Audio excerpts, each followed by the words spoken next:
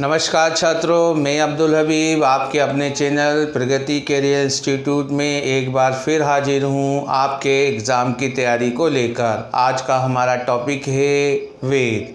वेद जो हैं इतिहास विषय के अंतर्गत आते हैं और पूछे जाने वाले प्रश्नों में वेदों से आधारित जो क्वेश्चन हैं वो सर्वाधिक होते हैं और उन वेदों में भी सबसे अधिक जो सवाल पूछे जाते हैं वो ऋग्वेद से पूछे जाते हैं। छात्रों, जैसा कि आप लोगों को पता है कि कुल वेदों की संख्या जो है 4 है और उसमें सबसे प्राचीन वेद जो है ऋग्वेद है। तो आज हम जो है ऋग्वेद के बारे में जानकारी अर्जित करने जा रहे हैं। ऋग्वेद ये ऋषि से लिखा हुआ है और ऋग्वेद है और हम इसे देखेंगे कि ऋग्वेद के बारे में क्या अति महत्वपूर्ण जानकारी है और क्या क्या प्रश्न इस पर आधारित होते हैं या इस पर किस प्रकार के प्रश्न बनते हैं। तो सबसे पहले हम बात करेंगे विश्व के प्राचीनतम रचनाओं में से एक रचना का नाम ऋग्वेद है। अतः यहाँ जो क्वेश्चन बनता है कि विश्व में सबसे अगर प्राचीन रचना है तो वो कौन सी रचना है, तो हमारा उसका उत्तर होगा ऋग्वेद।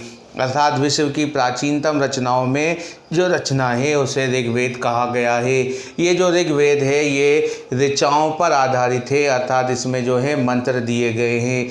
इस प्रकार की जो रचनाएं इसमें दी गई हैं उनकी ख़ास बात यह है कि रचना करने वाले ऋषि ने जो है उसमें अपने नाम के साथ साथ जिस देवता को ये जो रचना है अर्पित की गई है उस देवता का नाम भी इसमें जो है अर्जित है। अर्थात हम कह सकते हैं कि ऋग्वेद के जो सूक्त हैं, जो मंत्र हैं, उसमें ऋषियों और देवताओं के साथ नाम भी अंकित हैं। अर्थात वह जो मंत्र है या सूत्र जो है या ऋचा जो है जिस देवता पर आधारित है या बेस्ड है उस देवता का नाम उस पर भी अंकित है। ऋग्वेद में कुल जो है 10 मंडल हैं। कुल जो मंडल हैं उनकी संख्या कितनी है? 10 है। जबकि दूसरे से लेकर जो 7वां मंडल है वो सबसे प्राचीन मंडल है। दूसरा जो मंडल है दूसरे से यानी सेकंड से 7th तक का जो मंडल है उसे जो है सबसे प्राचीन मंडल माना गया है। जबकि हमारे दूसरा और जो 7वां मंडल है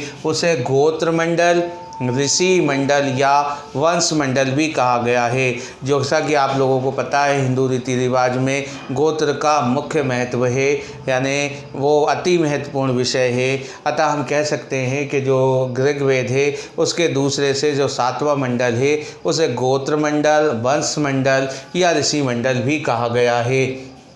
ये दोनों जो मंडल हैं ये सबसे अधिक प्राचीन हैं, जबकि पहला और जो 10वां मंडल है ये बाद में जोड़ा गया है। पहला और 10वां, तो क्वेश्चन बनता है कि जो है बाद में जोड़े जाने वाले मंडल कौन से हैं, तो हम कहेंगे पहला और 10वां मंडल ये अलग से जोड़ा गया है, बाद में एडिट किया गया है। जबकि दूसरा और जो 7वां मंडल है वो ऋग्वेद के ओरिजिनल मंडल हैं, ये हम कह सकते हैं। इसमें जो कुल जो एक इम्पॉर्टेंट मंडल जो है तीसरा मंडल जो है उसमें जो है विश्वामित्र ने एक प्रसिद्ध गायत्री मंत्र है या सावित्री मंत्र है उसकी रचना की है, उसका उल्लेखित है। यहाँ पर एक क्वेश्चन बनेगा कि गायत्री मंत्र ऋग्वेद के किस मंडल में है? गायत्री मंत्र ऋग्वेद के किस मंडल में है? तो उसका आंसर आएगा तीसरा मंडल। उसका आंसर आएगा तीसरा मंडल। या क्वेश्चन बनेगा गायत्री मंत्र किस वेद में उल्लेखित है? गायत्री मंत्र किस वेद में उल्लेखित है? तो आंसर उसका होगा ऋग्वेद। या तीसरा क्वेश्चन बनेगा, अन्य क्वेश्चन बनेगा कि ऋग्वेद में जो गायत्री मंत्र है या सावित्री मंत्र है उसकी रचना किसने की? तो उसका उत्तर होगा विश्वामित्र। उसका उत्तर होगा विश्वामित्र। यह जो 7वां मंडल है ऋग्वेद का जो 7वां मंडल है वो वरुण देवता को समर्पित है। वरुण देवता को समर्पित है, यानी देवता जो वरुण देवता जो हैं उनको जो है 7वां मंडल जो है समर्पित है। ऋग्वेद में जो मंत्र हैं या ऋचाएँ हैं ये मुख्यतः देवताओं की स्तुति हैं, अर्थात देवताओं की भजन है, अर्थात देवताओं की प्रशंसा है। अर्थात जो ऋग्वेद है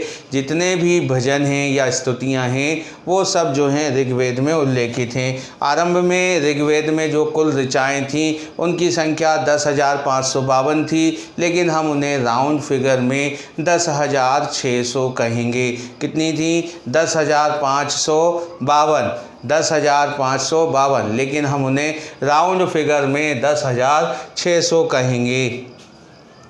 छात्रों, ऋग्वैदिक काल में जो सबसे प्रमुख नदी जो थी वो सिंधु नदी थी। ऋग्वेद काल में अर्थात ऋग्वेद जब निर्मित हुआ होगा या लिखा गया होगा या उसकी रचना की गई होगी उस समय सबसे प्रमुख जो नदी थी वो सिंधु नदी थी, जबकि सबसे पवित्र नदी, सबसे होली रिवर जो थी वो मानी गई थी सरस्वती। वो कौन सी नदी मानी गई थी? सरस्वती। अर्थात सबसे पवित्र नदी जो ऋग्वैदिक काल की थी या ऋग्वेद में थी वो सरस्वती थी। वहीं ऋग्वेद में जिस नदी का और उल्लेख है वो है गंगा नदी, उसका एक बार उल्लेख हुआ है, जबकि यमुना जो नदी है उसका उल्लेख 3 बार मिलता है। यमुना नदी का जो उल्लेख है 3 बार मिलता है।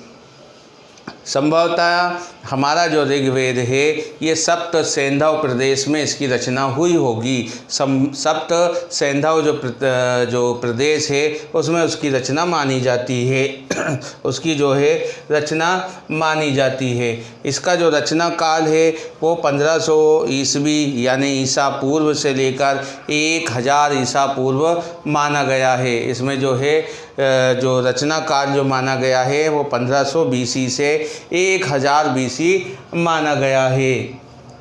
वहीं इसका जो अपन बात कर रहे हैं कि इसमें जो किस विषय की जानकारी मिलती है, ये किस समय का है, तो इससे जो है ऋग्वेद से जो है ऋग्वैदिक काल अर्थात आर्यों के बारे में भी हमें जानकारी मिलती है तथा विश्व की प्राचीनतम रचनाओं पर ये आधारित है।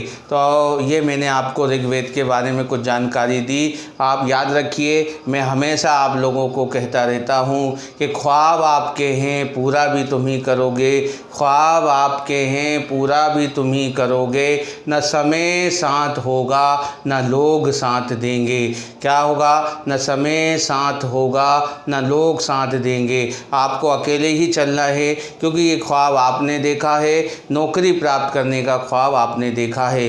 लिहाजा मैं नया टॉपिक लेकर आपके सामने फिर एक बार उपस्थित होऊंगा। जब तक के लिए नमस्कार।